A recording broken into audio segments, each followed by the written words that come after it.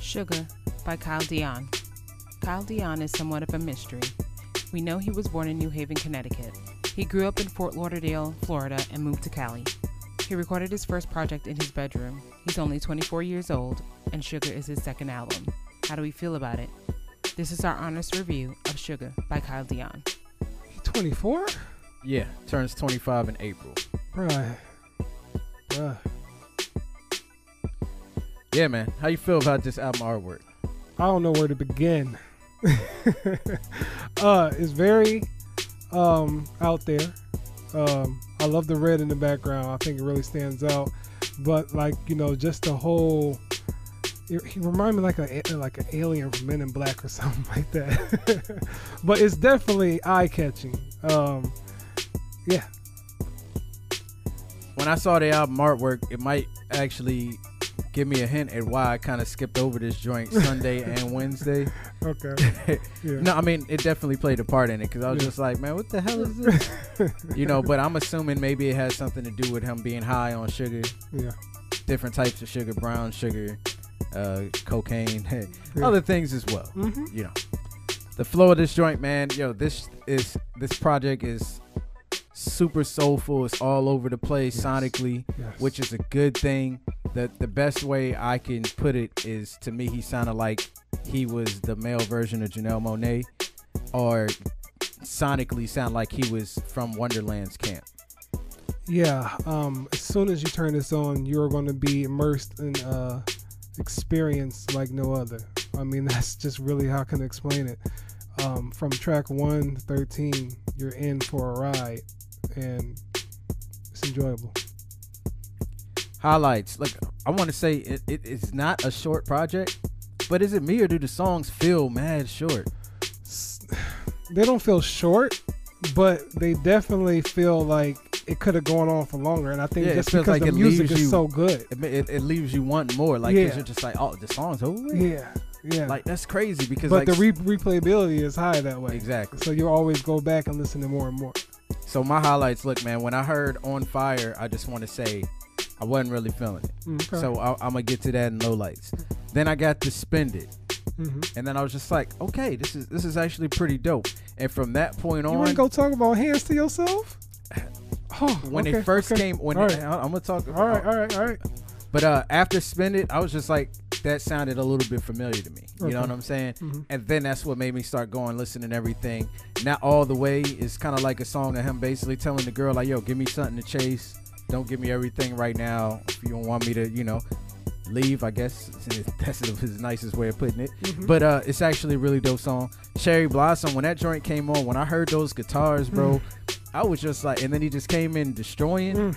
He's not Jacquees. He's not over singing. No voice flutters for unnecessary reasons. Not at all. It's just straight destruction on that track. And then when it's over with, it just felt like it got cut short. I don't know. It's just me. It just felt like I hit repeat. Short. I just turned it back. Yo, when Brown comes on, like, if you're not in love with Brown, man, I don't know what to say. I looked up hashtag Brown on Twitter, and some girl's post came on, and she said I was ashy. I listened to Brown by Kyle Dion, and all of a sudden I was lubricated. And this song was audio cocoa butter. That's wild. Yeah, I feel like that's a great way to put it. This song sounds so beautiful. I don't see how you can hate it. And I could really just keep talking, but I just want to say, like, Glass House is crazy. Like, he even kind of talks a little bit about doing cocaine and stuff, and he even has a skit where he kind of talks about that as well. Fly Little Bird is another crazily sung song. 69 Camaro, people just showing up to watch his demise, just waiting, and it's crazy. He's got a skit attached to that.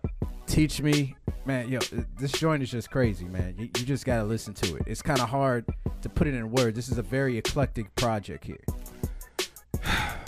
Man, when On Fire came on, I was just like, okay, I enjoyed how you started this. Like, it really just got me introduced to, like, what I'm about to get ready to listen to. I was just like, okay. I don't even feel like it does that all the way. Really? Well, I do. I felt like I was just like, okay. And then we're going to go to Hands to Yourself. Bruh, I couldn't even make it to track 3 for about a good 5 6 times playing that, man. Hands to Yourself is amazing. I just like the whole groove with it. I just love how he's singing it and everything. Like, he really captivated my attention. Spend It is hard. Not All the Way is crazy. Cherry Blossom, though, oh my God, that's another one I kept hitting repeat on. It's just the way his notes carry a tune, and you just feel it, man. That's all I can really say. Brown is a classic for me right now. That's like, everybody needs to hear that song. It's just a great song. Fly Little Bird, like I said, is amazing. Glass House is amazing. 69 Camaro is crazy. Teach Me, I just love the way how that's just wrote. He's just like, I never really been in love. Teach me how to love. Da, da, da, da. Many people have sung that way, but in the way he did it was just really unique. No Strings was dope. White, I feel like, has a lot of meaning to it. I mean, he could be talking about love, but what if he's talking about drugs too? I don't know. It's a lot of hidden meanings in these. And then Some Things We Can't Do, I think was a great way to go out, but it kind of cut off when I was just like, yo, that's it. And it just kind of made me replay it again. But like James said, I could sit here and talk and talk and talk. There's a lot of things that I could choose that I like, but I don't want to be rambling all day. Yeah. I just want to point out, I don't necessarily agree with him on the skit right after White goes off about Some Things We Can't Do. Like, I get what he was saying, but I don't necessarily agree 100%. Okay, why you agree? No, because I'm just saying, like, I feel like if you put enough effort behind certain things, you can do certain things. Like, because he said everybody can't do everything. I mean, I think he was just saying about the false reality that people make, like, oh, you can do all this when you get to this point, you can do that. But not because he said that people tell you when you're little that you can do anything, and then you find out one day that that's not true. And I'm like, that's not necessarily true. I mean, I don't think he ain't trying to be like Killer Mike with it. He ain't trying to go to the extent to just say, no, you not go be that. I don't think he's saying all that. But I think he's just saying the reality of actually just think that you can do anything from jump. You go, let's go take some work to get to it. It's gonna take some work to do it, but you can I think he meant it in that context. That's why I took from it. I'm going off of what he said. he didn't say, that context. He made it sound like, yo, there's just some shit you just can't do. And I mean, there is some things that people can't do, but I feel like it's because they didn't take the time to harness the ability to try to do certain things. True. Like, I can't play basketball. I didn't spend hours and hours at the basketball court shooting around. Right. That wasn't me. Gotcha. I spent one summer trying to learn how to dribble, and that shit still didn't work. So, basketball wasn't for me anyway. You know what I'm saying? I feel you. I wanted to be AI, but I ain't 6 foot. So that wasn't happening. But low lights. Actually, I wanted to talk about cherry blossom real quick because I had looked it up, and they were saying the cherry blossom is a flower that actually kind of symbolizes rebirth and like revitalizing, and it also only lives for like 2 days, and is looked at as like the most beautiful plant in the world. So think of those things while you listen to that song, and that'll help you understand the meaning behind Most the song. Definitely, yes, sir. It's super deep, and no strings, man. The writing ability in that joint is ridiculous. So low lights. I just want to say, it's just when I first heard the joint, this is what made me keep skipping it. On Fire, I guess I just wasn't ready for it. Okay. You know what I'm saying? It sounds like a live concert cut that gets cut short. And then Hands to Yourself, I don't know what was going on at the time. I just wasn't paying attention. Because sometimes I'll just be, the song will be playing and my mind will just be running through all the stuff we got to do for the week.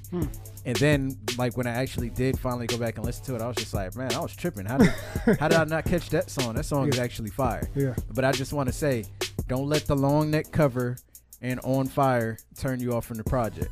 That's all I want to say. Okay, I respect that. That's cool. Yeah, I don't have any lowlights. I mean, yeah, I don't have any lowlights. This project is fucking amazing. I just feel like, he's just an artist, and you can take whatever you get from his music, but he just creates some really great music.